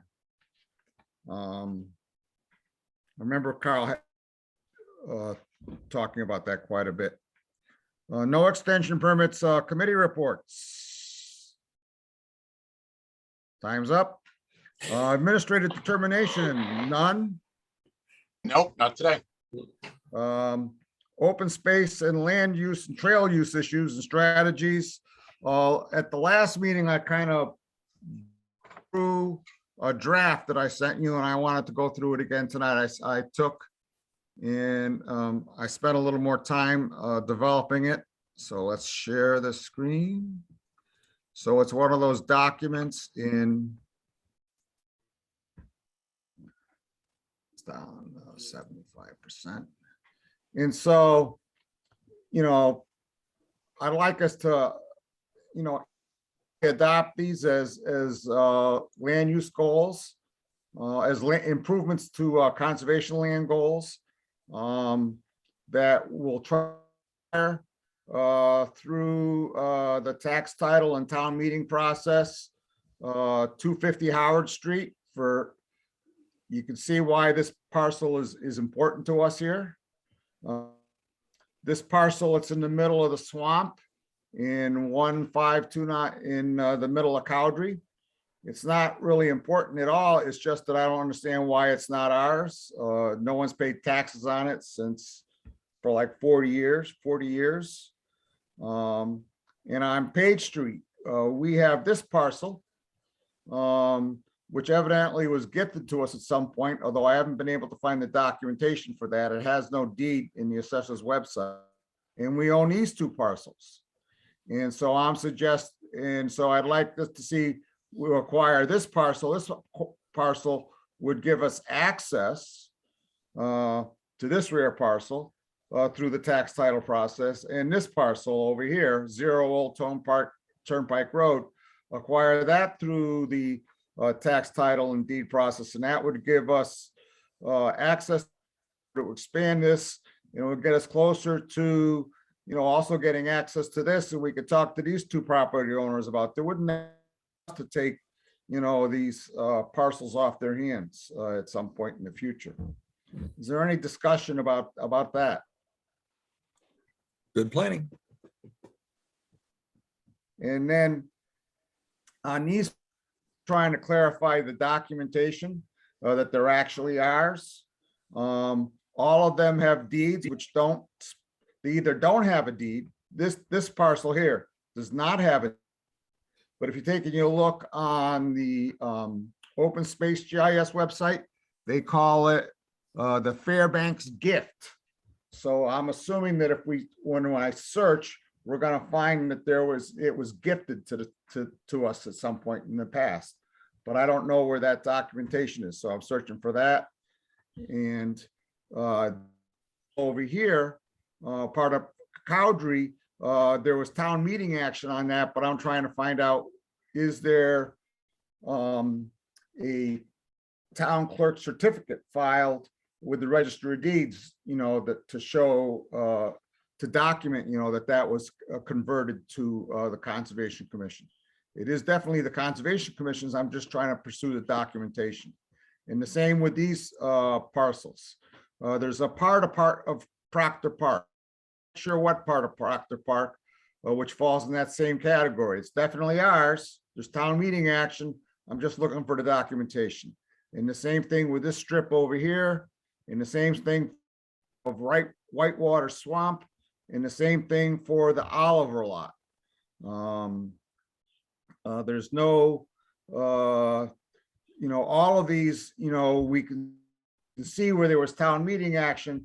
I'm just looking for the town clerk certificate that shows that it's ours. And then as far as improvements, you know, there's a thing we've been talking about for a while, a cart path across 260 Howard. And somewhere here we would put parking. But as I discussed before, we would probably take and put the cart path first and then ask for the parking at the end, because it appears as though we're going to have to, although I have not gotten a definitive answer yet from Casey. That's from Casey Burlingame. That's Adam Burney's opinion that, you know, we'd have to appear, you know, before planning and zoning, you know, and have it in review, which is could get expensive if they don't waive some things. And we have a right of way. The town at one point purchased a right of way across these two parcels that goes back to the Northwest Town Forest. If we go back up to Northwest Town Forest, we have all this property. We have no access to this property from Lunenburg. And so that right of way comes off of here. Over here, the problem with it is that there's no parking. And so in talking with the Lunenburg Snow Riders, they said, well, why don't you put a road all the way through and then put a parking area back there? And so I want to at least put it out there on our plan that, you know, for us to think about in the future. I'm not saying we're going to do that, because I expect that before we would actually do that over here, it could be that we're going to get much better access, you know, from one of these properties over here where they're, you know, the old Arrow Farms, because we have some other access over here from Arrow Farms once they start to develop Arrow Farms. Any comments about either of these things?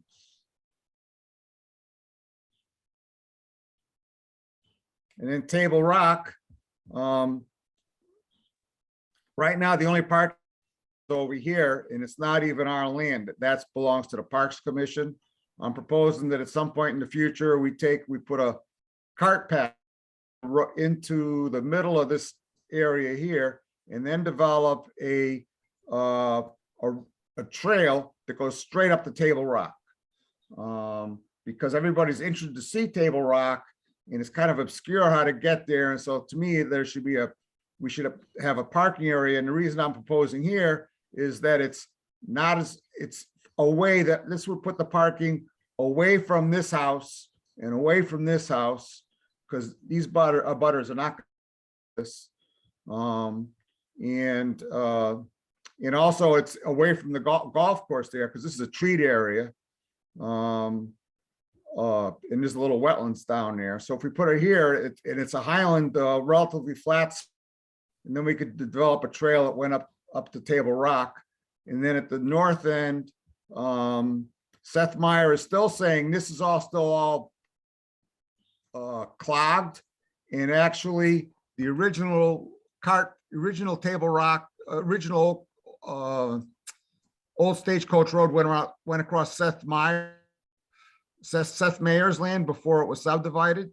And so really we need like a new thing punched through to the road, through the stone wall there, where it enters Howard Street. And Casey has already told me that does not need any kind of, there's no parking involved. There'd be no need for planning commission, planning board involvement. On Hunting Hill, this huge, any questions or comments about that? The last thing I just did. On Hunting Hill, we have this huge area here. It's a hayfield, and the original conservation easement that we have with Mass Wildlife says that that's to be maintained as a hayfield. The only way to get to it now is across Shelley Fritch's land here, and she won't let anybody do that anymore because the person who was doing it drove too fast. And so I'm suggesting there's here, this is the parking lot. The kiosk was put up right here. I don't know if you can see my cursor or not. And so there's a bridge across the brook here. There's a brook that starts up here, and up here it's just wet. And here it's swampy, and then by the time you actual stream, and it goes down like this and flows across over here like this. And so there is an existing bridge there, but it's decrepit, needs to be replaced. And I'm suggesting that work with with Mass Wildlife to take and put it in a bridge here and do something here, or do something through the woods so that someone can get to this field and hay it. And we can maintain it as a hay field as was originally proposed. Another thing was small town forest. We talked about putting in a loop trail along the eastern border. Is this east? Western border, or actually it's the northwestern border.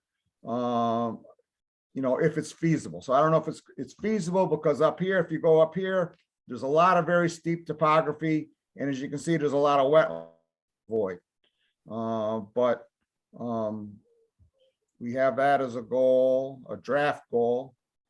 For all of these things, it would come back to the commission, for approval, if we were going to actually take the action. For cowardly conservation, I've talked about this before. Presently, there's a wildlife viewing platform here. This is Townsend Harbor Road. That's over here. That's Hickory Hills Lake. There's a dirt road that comes in here. There's a kiosk right here where no one can see it unless you come all the way in. There's a gate here that's pretty. and doesn't even close right. And then there's a trail, a cart road that goes through here. The trouble is this from here to here is usually submerged underwater because of the beaver activity. And then there's a beautiful handicap wildlife viewing platform back here. And so at some point in the future, I'd like to apply for an ADA grant or some kind of grant to take and raise this cart path the whole way. So, you know, handicapped people could actually get back there to use that handicap viewing platform. And I'd like to take an example to this parking lot. In this parking lot, they both have puddles and they get pretty muddy during the on Clark's Hill. I'd like to see if we can enlarge the parking spot at Clark's Hill. If you go by there, you can see, you know, the cars go by on Lancaster Avenue pretty quick. It's like to make it a little bigger if it's possible. At the Hawes, I'd like to put up a trails kiosk and publish a trails map. At the Lane in the Large Town Forest, I want to add we have two culverts underneath the Lane property where it goes through the swamp. And I like to, they both get clogged. One's clay and collapses, the other pretty small, like 1 foot, and they both, so I'd like to replace them with larger culverts and ask the Lunenburg snow riders to take and fill, there's some wet and swampy places in the path. And then finally, and then finally Harris, I'd like to take and develop a loop trail. This is the Harris Conservation Area. We don't do anything with this property. It's a fairly substantial property. It goes all the way over from Reservoir Road by Lake Shirley on this side and Goodrich Road on this side. It's got frontage on both roads. It's got a lot of property. I'd love to see us develop a loop trail in here and, you know, and develop like parking and access to the property either on Reservoir Road or Goodrich. And on the Reno, this is what we already discussed tonight about putting a parking area over here and developing a loop trail that comes down over here. So there any, I went through this kind of quick, and if you're not familiar, so I added the maps since last time. Comments or questions or people, things I've missed or? Bob, I would just like to compliment you on a great piece of work. That's good work, Bob. Thank you. Okay. Good Well, job. thank you. I'm going to share this with the Open Space Committee at our meeting on February 8th for their input. Mhm. So then that brings us to the next thing on the agenda, which is the Lunenburg, let me call that up.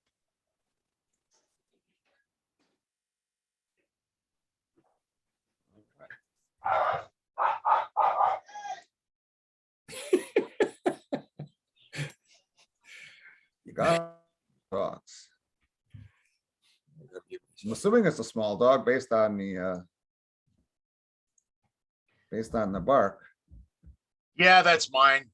He's probably seeing a commercial with another dog in it. So the Sorry, Lunenburg, guys. the Lunenburg Snow Riders are applying for a trails grant. They're going to buy them. They want to buy themselves a new groomer, and they're looking for a partnership with the Conservation Commission to take and do things on conservation land, which would benefit conservation. But what it does for them, so what we get out of it is a lot of the goals that we just discussed would be achieved.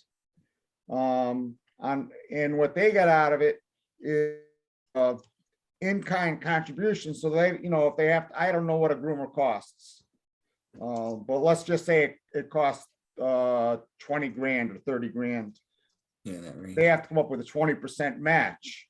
And so if they can come up with in-kind contributions, you know, volunteer hours and stuff, then they don't have to pay out of pocket. I mean, already on the grant, our trails grant, we've got over $16,000 in-kind contributions, due to volunteer work. And so they're proposing the following things as part of the, so I'm asking for a vote tonight to authorize me to sign and send this letter, support permission to the Lunenburg Snow Riders to complete the projects listed below on the land of the Lunenburg Conservation Commission, in addition to commit to funding the purchase of materials to construct, install, and or relocate 5 trailhead informational kiosks. And so that would be in the small town forest. They de-stump the trails on the small town forest, a stump grinder. On the Cowdrey, they'd add the gravel to the 2 parking lots. And they would buy the gravel, fund the stump grinder with their grant. On the Lane Conservation Area, they would take in stockpiled gravel to the wet areas to and over the Peter Charpentier Bridge. On the Cowdrey, they would relocate the existing informational kiosk closer to the road, and they're asking for us to purchase the quickcrete for the footings, which will cost us all like $10. And then Rob Hill, Reno, and Table Rock, they are offering to construct and install a new informational kiosk, and we would just buy the kiosk. And I'm guessing that this will cost us less than $1,000. And so I'm looking, was there any discussion about this before I look for a motion?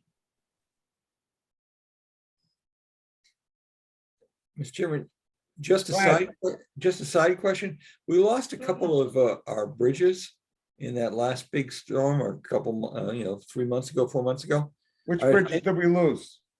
I thought we had been reported that because of the onslaught that we lost a couple of small bridges crossing the They've been put back, Jack. Oh, they've been put back? Thank you. Yeah. I just wondered what happened to them. Good Any other comments? Then I am recommending, I'm looking for a motion to author to sign this letter. So moved. Second. Second. All right, roll call vote. Rich, Aye. Jeff, Aye. Patty, Aye. Katie, Aye. Mike, Aye. Jack, Aye. aye for myself. Great work, Bob. Communications, public comment. Any public comment from the commission? Any public comment from Linda or Nick? I am looking for a motion to adjourn at 9:04 in the So moved. evening. Second. Boy, that was quick. Boy.